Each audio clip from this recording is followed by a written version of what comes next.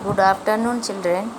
We will discuss about post-war reconstruction.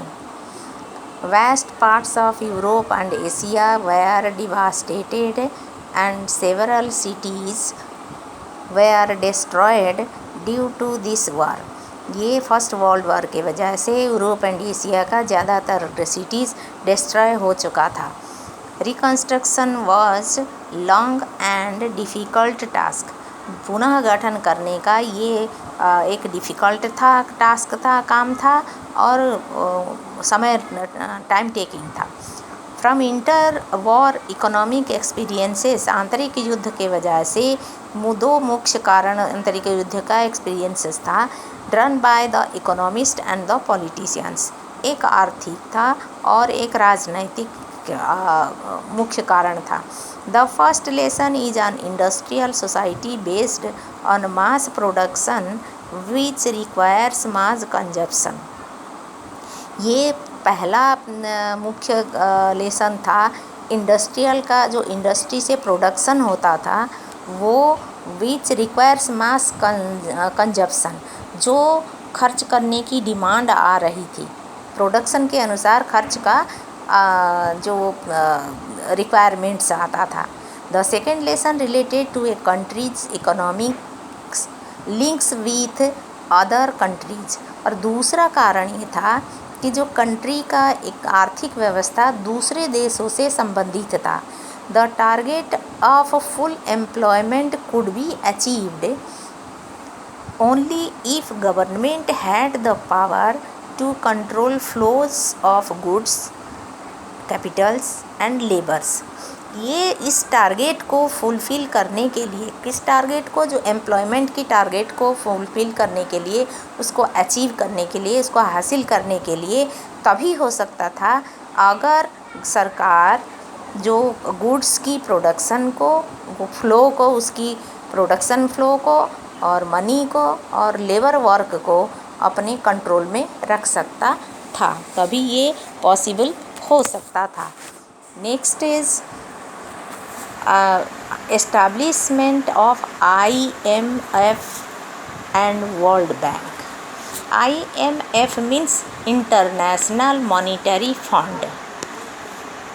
The Brayton would conference established the International Monetary Fund IMF to deal with external surpluses and deficits of its member nations.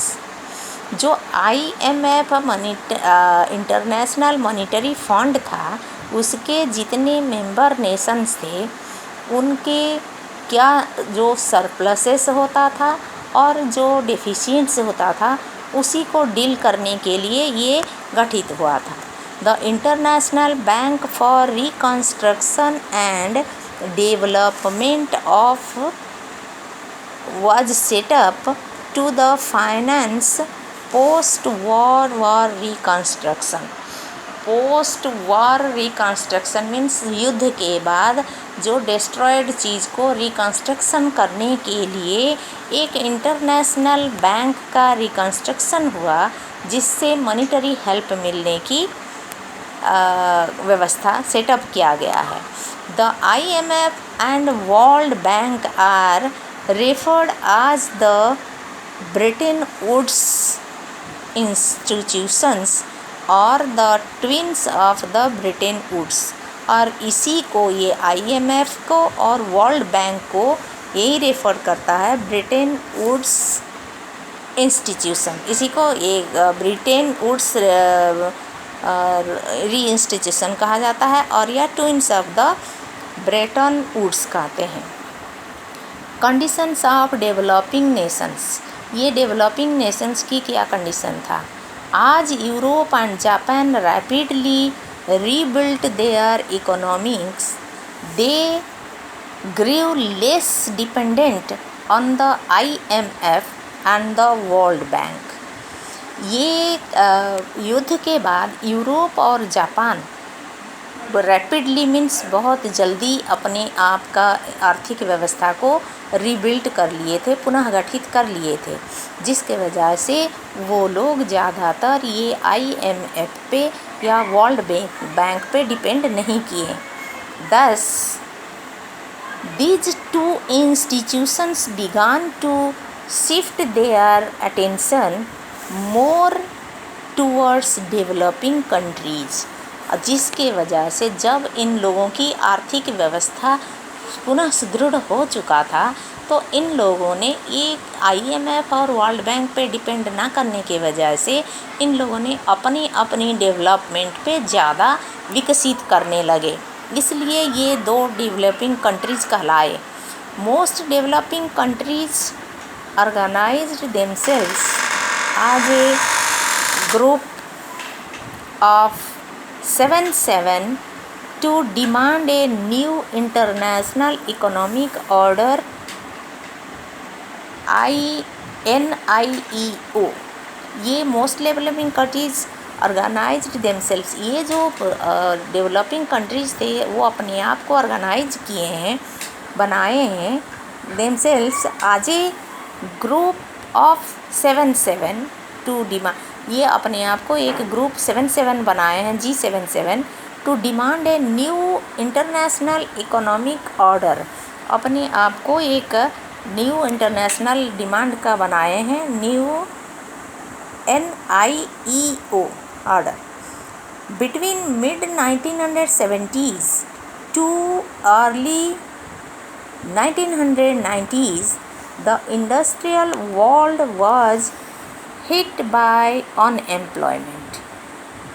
1970 से लेकर 1990 के बीच में ये industrial world was hit by unemployment, ये बेरोजगारी से जूझ रहा था।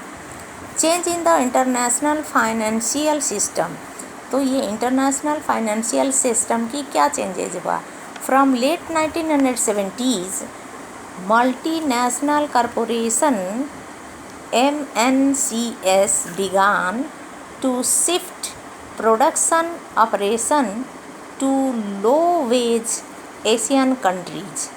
एशियन कंट्रीज़ में ये कॉरपोरेशन मल्टीनेशनल कॉरपोरेशन प्रोडक्शन को बढ़ाने के लिए लो वेज का कन्विंस कम सैलरी पर इन्होंने क्या किए, लो वेज में लोगों को वो तैयार किए।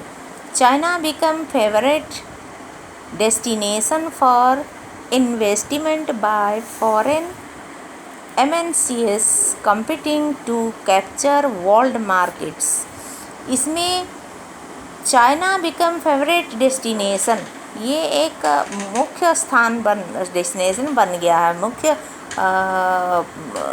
स्थान बना फॉर इन्वेस्टमेंट्स, जहाँ इन्वेस्टमेंट होना, जहाँ खर्च हुए by foreign MNCs competing to the capture of world markets, पूरे संसार के मार्केट को कैप्चर करने के लिए चाइना में ये इन्वेस्टमेंट स्टार्ट हो गया है प्रोडक्शन को बढ़ाने के लिए। In the last 2 decades countries like China, India and Brazil have achieved rapid economic development। और ये लास्ट 2 decades में कंट्रीज़ जैसे चाइना है, इंडिया है और ब्राज़ील है, have achieved rapid economic development, आर्थिक व्यवस्था की जो उन्नति में ये तेज़ी से आगे बढ़ने लगे।